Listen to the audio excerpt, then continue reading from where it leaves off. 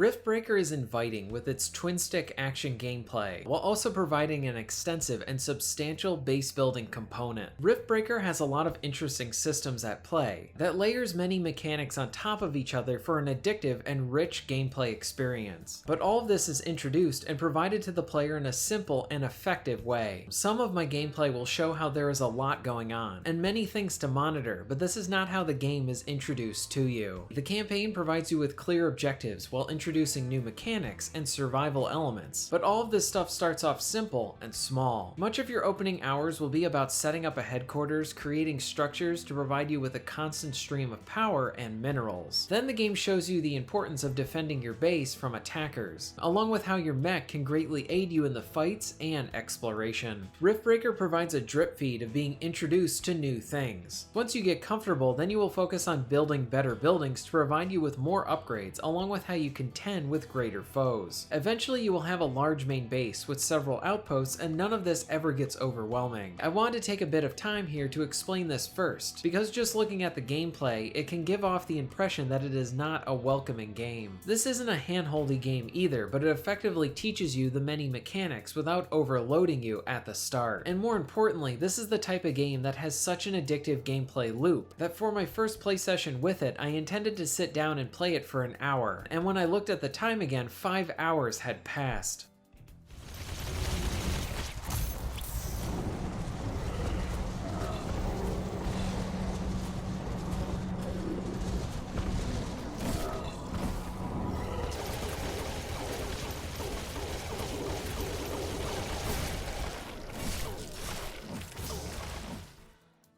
When you start your game, you will be controlling a mech. The controls for it are very similar to a twin-stick shooter. You can equip 3 different weapons for each of your hands that you can switch them on the fly. This allows for a lot of customization and combinations to be used. For example, you can opt to equip 2 of the same type of gun, like 2 miniguns, or go with a flamethrower on one hand to hit many enemies with burn damage, and have a shotgun in the other to finish off the enemies not killed by the fire. There's melee weapons as well that are both good for enemies and clearing the planet's wildlife. You will never need to reload, and your ammo will increase in capacity and generate based on the ammo supply structures that you have built. The twin stick action is very good and responsive. The gun sounds and impact are great, as each of the weapons offer powerful and distinct sounds, along with most enemies being blown up from the gunfire. In addition, you can choose which movement ability you want. For example, I had the dash that would leave a line of fire behind me, damaging anyone chasing after me. As you progress, you will unlock skills like a scanner for becoming familiar with enemies to earn bonuses from killing them, along with a bunch of consumables like explosives, turrets, and healing items. The mech allows you to explore the maps and find hidden items. Exploring and scanning will provide you with additional equipment and supplies, along with hidden mining sites. The twin stick action is very good on its own, but the game becomes vastly more involving once you add on the building and survival mechanics.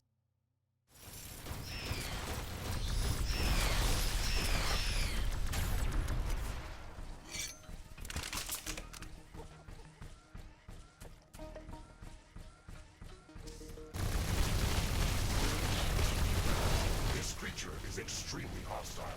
It can be dangerous to our base.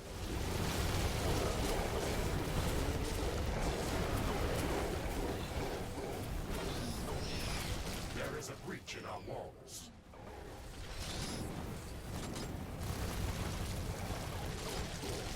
Threat neutralized.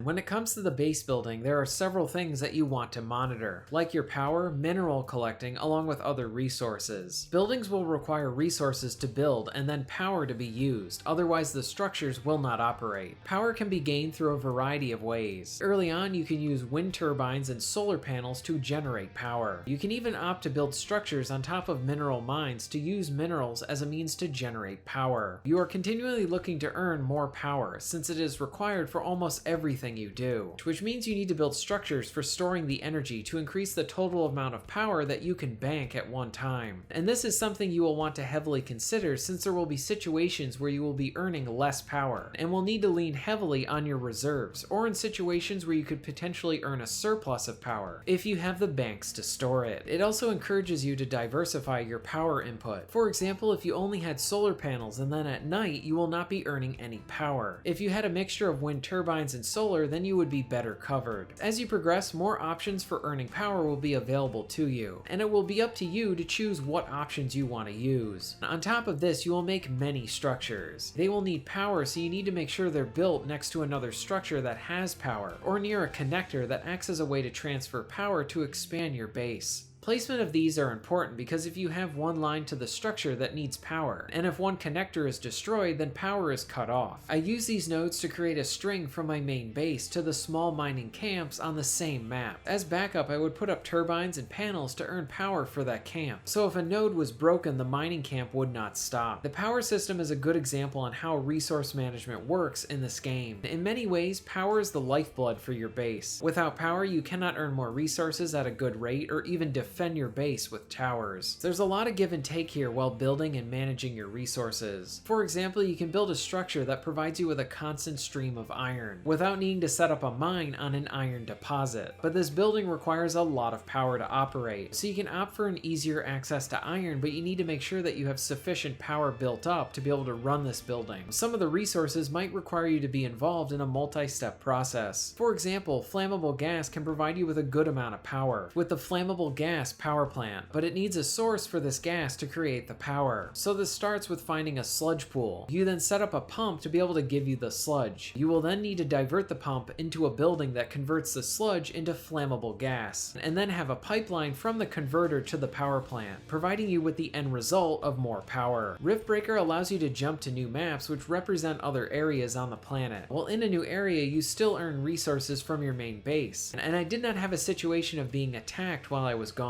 Different regions have parameters to look out for, like high resource counts for minerals, low or high threat levels for the wildlife, among other things. One interesting element is how you might need to contend with something completely different, like finding shielding from hot weather or acid rain.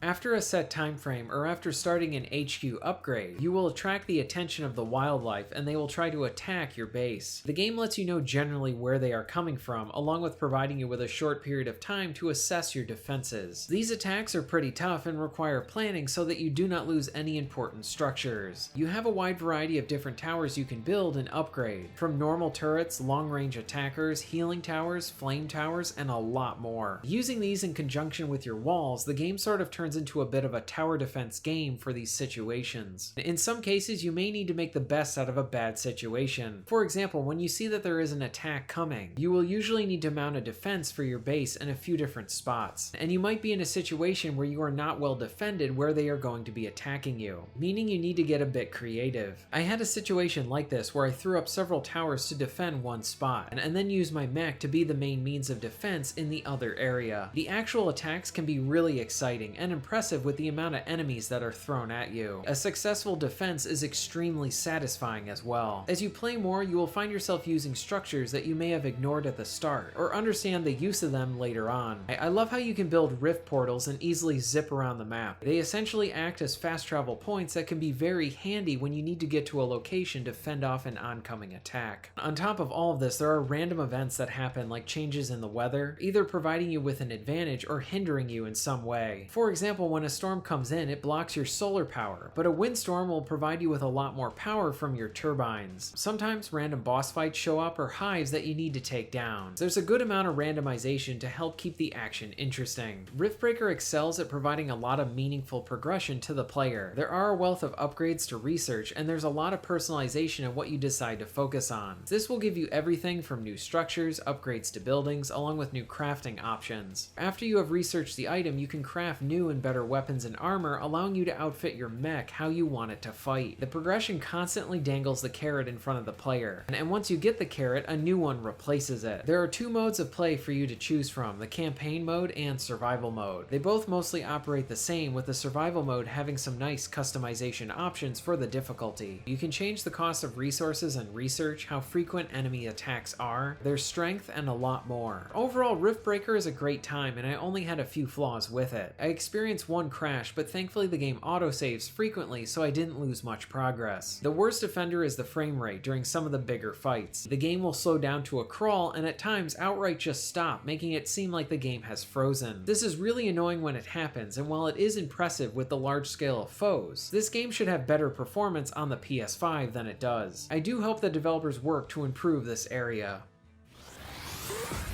Riftbreaker Ashley reporting successful jump procedure.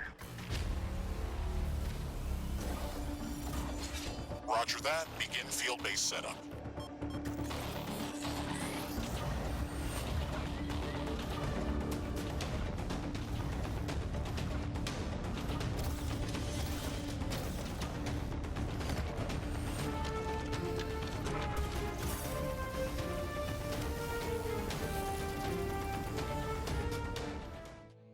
Riftbreaker is easily one of the best indie games I have played this year. This title offers almost endless hours of content with the twin-stick action to the addictive progression and base building. This game really sucks you in and is always rewarding you for your time. Taking the time to build your base is really enjoyable, along with finding new resources to produce more upgrades. Defending your base from attacks never gets old and it's always intense, while the frame rate during the bigger fights needs better performance. This is a very annoying issue, but one that hopefully can be fixed. Even with the frame rate issues, I love my time with this one. I highly recommend Riftbreaker. If you are interested in being notified of new videos, please hit the subscribe button and bell. And if you would like to support the channel and get early access to content, please check out my Patreon. All of these links will be at the end of this video and within the description. And thank you very much for watching.